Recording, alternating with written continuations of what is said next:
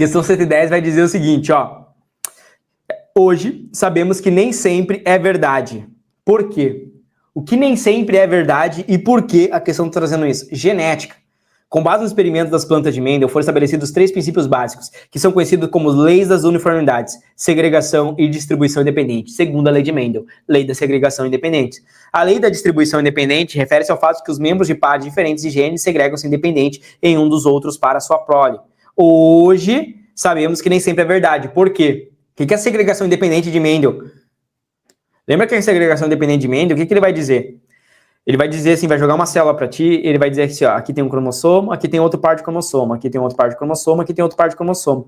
Ele vai dizer que aqui eu tenho azão, tá? Azão. Aí ele vai dizer aqui que eu tenho azão, aqui azinho. Ele vai considerar que eu tenho um gene e um só alelo. Um gene e um só cromossomo, né? Como Bzão.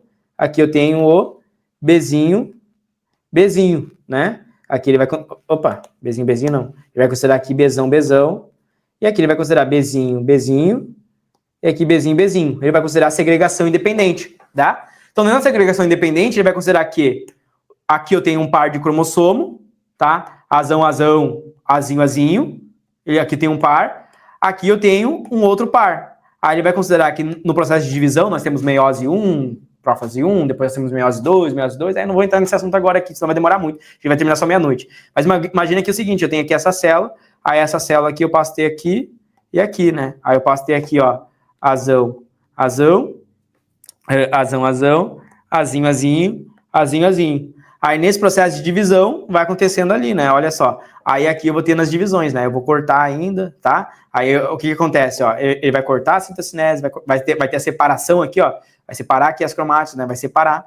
E aí eu vou ter lá a formação. Lembra que na segunda lei de Mendel, o que a gente vai ter? É 9 para 3 para 3 para 1 na segregação independente, né? Nós temos lá azão, e aí geralmente nós temos algum outro ali, né, que pode ser representado. Ele fazia isso com as ervilhas amarelas e as rugosas, né? Então ele dizia o seguinte, que eu posso ter azão, Vzão, azão, azinho, Vzinho. Aí ele dizia que a segregação é independente. Azão cruza só com azão, Vzão só com Vzinho. Ele disse que não se misturava. Então você vai cruzar primeiro aqui, depois você vai cruzar primeiro aqui. Aí você vai ter a proporção de 9 para 3 para 3 para 1. Qual que é essa proporção de 9 para 3 para 1? Azão, Vzão, alguma coisa, tá? Então aqui seria azão, Vzão, alguma coisa.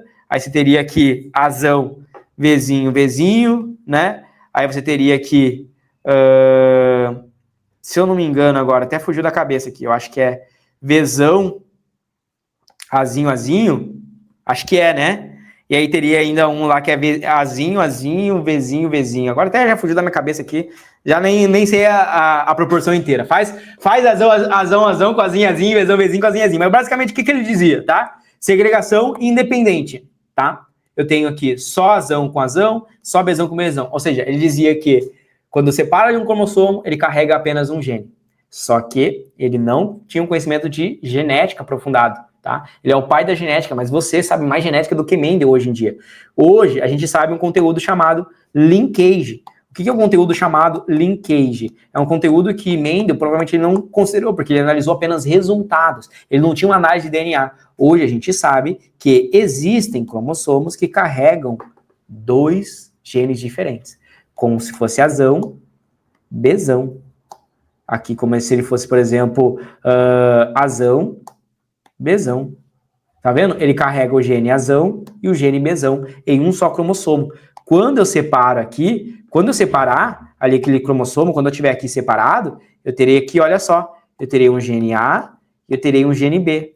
Isso significa que no processo de separação das cromátides, um cromossomo simples carrega a informação de 2 genes.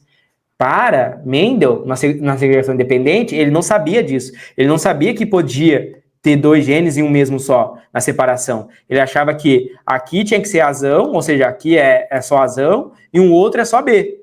Não podia carregar 2 genes diferentes. Tá? Hoje vocês sabem mais que Mendel da genética, né? E além disso, um outro ponto muito importante que vocês precisam saber aqui em relação ao conteúdo, né, dentro de linkage, é que existe um processo chamado crossing over. Tá? Além disso, existe ainda o crossing over. O que é o crossing over? Que é a troca de material genético. Imagina o seguinte, quando a gente vai ter aqui, tá? Imagina que, olha só, que eu tenho aqui azão. Olha só o que vai acontecer. Eu tenho azão e aqui eu tenho Bzinho. Beleza? Aqui eu tenho Bzinho. Quando eu separo aqui, eu passo a ter o seguinte, ó. Azinho e aqui eu passo a ter Bzinho. Show? Dentro disso vai acontecer um processo chamado intérfase, que ocorre a duplicação de DNA. Prolonga, prolonga, tá? Prolonga, prolonga. Aqui, como duplicou, eu passo a ter azão, aqui eu passo a ter azinho. Aqui eu passo a ter Bzão, aqui eu passo a ter Bzinho. Ou seja, como ocorreu ali o processo de intérfase, agora eu passo a ter, olha só, duplicou a fita de DNA, duplicou a fita de DNA. Essa fita de DNA duplicada, o que vai acontecer? Vai sofrer separação. Ou seja, elas vão se separar e depois ainda vão se separar de novo, tá? Nesse processo, existe o processo de crossing over, que é a troca de material genético. Pode trocar o Bzão com o Bzinho aqui. Ou seja, esse pedacinho aqui, ele pode vir parar aqui, e esse pedacinho vir parar aqui. Isso ocorre lá na prófase, tá? Quando a gente vai calcular a prófase, ou seja, ocorre uma troca. Aí aqui, por exemplo, fica Bzinho, aqui fica Bzão, ou seja, ocorre troca entre as perninhas aqui. Isso era mais uma coisa que Mendel não sabia que podia acontecer. Então, além dele não saber que um cromossomo podia carregar 2 genes diferentes quando estavam próximos, né, e aí serem carregados juntos, porque para Mendel, ou a ervilha tinha a informação genética que ela era lisa, ou a informação que ela era rugosa. Uma coisa não interferia na outra. Só que determinado gene poderia ser carregado junto na genealogia de populações, tá? Eu poderia ter uma informação genética que era carregada junta, não de forma independente. Então, ao adquirir uma determinada característica, eu adquiria outra junta. É como se eu dissesse, ao nascer lisa, eu carrego junto a informação rugosa. É como se eu carregasse uma informação junta quando os genes estão próximos. E além disso, ocorre o processo de recombinação gênica que pode ainda amplificar e mudar essa proporção final. Esse é o conteúdo mais específico. Eu acabei na história que caiu o conteúdo de linkage na prova, né? Mas é importante que você saiba, né? Olha só, hoje sabe-se que nem sempre isso é verdade. Por quê? A distribuição depende do caráter de dominância ou recessividade? Não, a distribuição, ela não depende do caráter de dominância ou recessividade. Dominância e recessividade depende da expressão.